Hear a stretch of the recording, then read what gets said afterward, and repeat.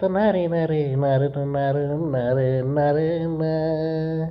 अरे काय म्हणतो किम्या भडव्या, कसे येतात त्या तुम्ही? दिवसातून 4 वेळा उन्हाळी लागाली भावा, काय सांगू तुला आता.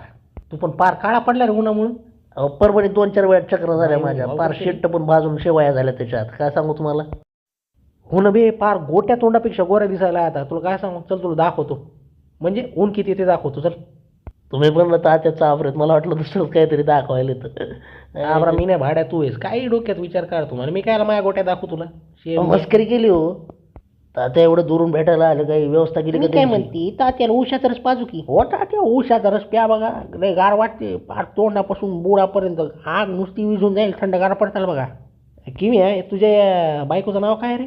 हो माझं नाव उषाच आहे, पण माझा रस नाही, माझा काढायची याला सांग बाबा समजून. हो तात्या ही नाही, ते उसाचं दांड का असते ना तात्या, उसाचा रस म्हणता येड झवे ते कुठं नादायला जायचं. मग चल ना भावा, बसूया ना.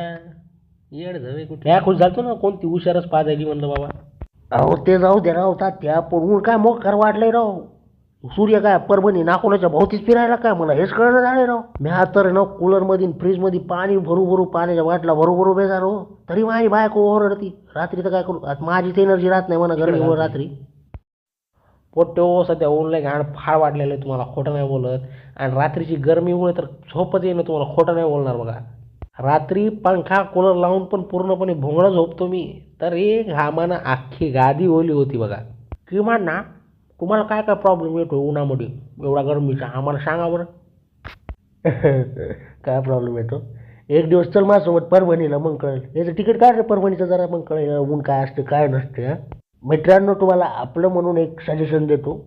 जर हागायला किंवा आंघोळीला जायचं ना, सकाळी सूर्य उगवण्याच्या आधी किंवा रात्री सूर्य मावळल्यानंतर जा, आणि ते पण बर्फाचं पाणी घेऊनच जा बघा. ते पण विचारणार ते नाही, तर ढुंगणाला गरम पाणी लागलं टाकीतलं तर तुम्ही गेलाच समजा.